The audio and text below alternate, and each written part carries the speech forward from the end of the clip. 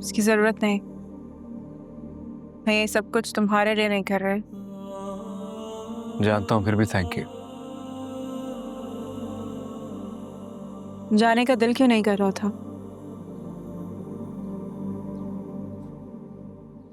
इस घर से बहुत सारी यादें जुड़ी हैं। उसकी खुशबू, उसका एहसास मुझे यहाँ से जाने नहीं देता। कितनी अजीब सी बात है, उसका एहसास जाने नहीं देता और तुम यहाँ रुकने नहीं देती है। मैंने तो तुम्हें नहीं रोका। लाला, दोनों बहन भाई गेस्ट हाउस में भी नहीं है। ताला लगा है गेस्ट हाउस में। करीब करीब के गांव में भी मालूम किया, किसी को उनके बारे में नहीं पता। पता नहीं किधर चला गया दोनों बहन भाई। ऐसा कैसे हो सकता है? किसी को तो कुछ मालूम होगा, कोई रिश्तेदार, कोई जानने वाला। लाला, हमारे लोगों ने उसका पूरा खानदान के लोगों से उनके बारे में मालूम किया, किसी को उनके बारे में कुछ नहीं पता। तो क्या जमीन निकल गई उन्हें? कहां जा सकते हैं वो? न पैसा न आगे पीछे कोई। कहां जा सकते हैं वो? हमको तो लगता है लाला, कोई हमारा दुश्मन मौके का फायदा उठा रहा है और वही हम पर वार करने का कोशिश कर रहा है। कोशिश नहीं, वो हम पे वार कर चुका है। लेकिन कौन है? किसको इतनी हिम्मत हुई है कि वो लाला से टक्कर ले? मैं उसको पाश पाश कर दूंगा। लाला, बाहर गाजी यूसुफ आया हुआ है। बिठाओ उसे। बात सुनो सिकंदर, अपने बंदों को कहो कि वो 24 घंटे गेस्ट हाउस का पहरा दे, कोई वहां से हिलने ना पाए। ठीक है लाला, ऐसा ही होगा। उसकी तलाश जारी रखो। मुझे हर हाल में वो दोनों चाहिए। उन्हीं के जरिए मैं कातिल तक पहुंच सकता हूं।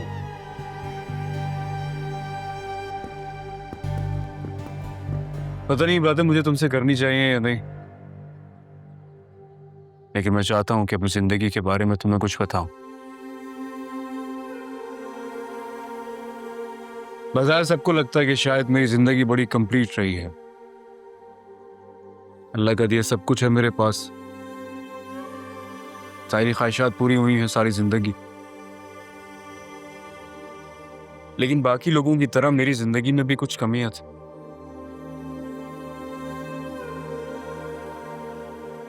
और उनमें सबसे बड़ी कमी मेरी माँ की थी। मैं बहुत छोटी उम्र का था जब मामा की डेथ हो गई थी। फिर बाबा ने चंदा को मेरे लिए घर में रख लिया था, माँ की जगह, माँ की कमी पूरी करने के लिए। इसलिए आज तक मैं चंदा को अपनी माँ की जगह ही देता हूँ। उन्होंने मेरा बहुत ख्याल रखा है। लेकिन जब तक मामा जिंदा थी ना, तो वो साय की तरह मेरे साथ साथ रहती थी।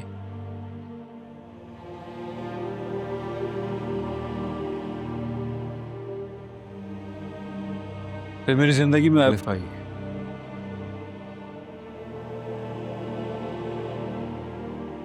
पहली बार किसी लड़की के लिए मेरे दिल में इमोशंस जागे। मुझे उससे मोहब्बत हो गई।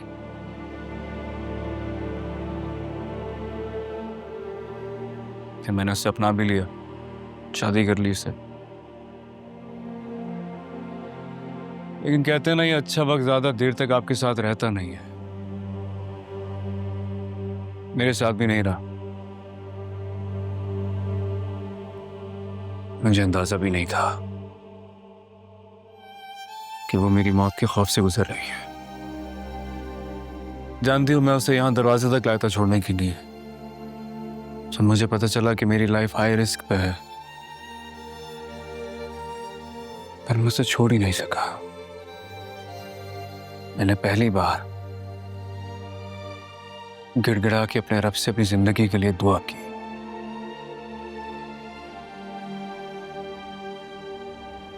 ये जाने बगैर कि मैं अपने लिए जिंदगी नहीं बल्कि अलिफ के लिए मौत मांग रहा हूं। जो उसे मिल गई।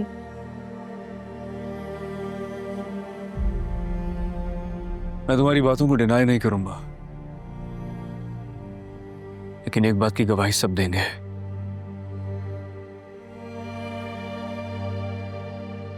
जब वो जिंदगी हार रही थी ना, तो मैं आईसीयू में बेसुध पड़ा था। क्योंकि अगर मैं होश में होता तो मैं उसे मरने नहीं देता।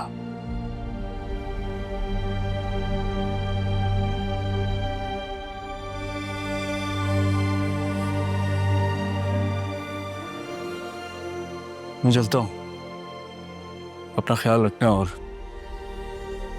रानिया का भी।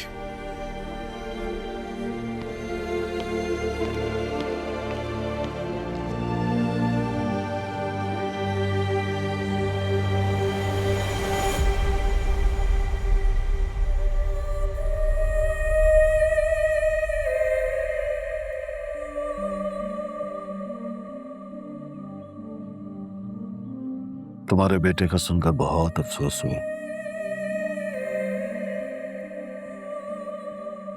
मैंने कसम खाई है, मैं भी उसकी हस्ती को इस जमीन से मिटा दूंगा।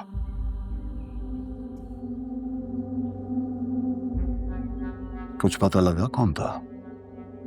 जल्द पता चल जाएगा। लाला ये रियाज ज्यादा दिन तक रहने नहीं देगा। कौन कर सकता है ऐसा? यही तो मैं अपने दुश्मन को कंफर्म करना चाहता हूं। नहीं चाहता कि कोई बेगुनाह अताब में आ जाए, लेकिन मैं बदला जरूर लूंगा।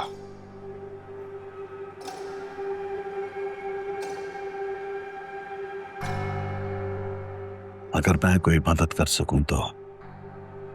अभी दम है मेरे अंदर, जब दम खत्म हो जाए तो बताऊंगा। तुम्हारा बहुत बहुत शुक्रिया।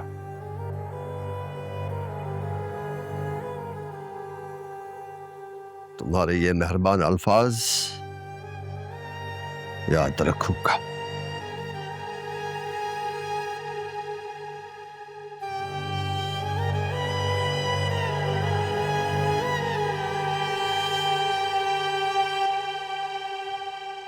आपा तुम ठीक हो?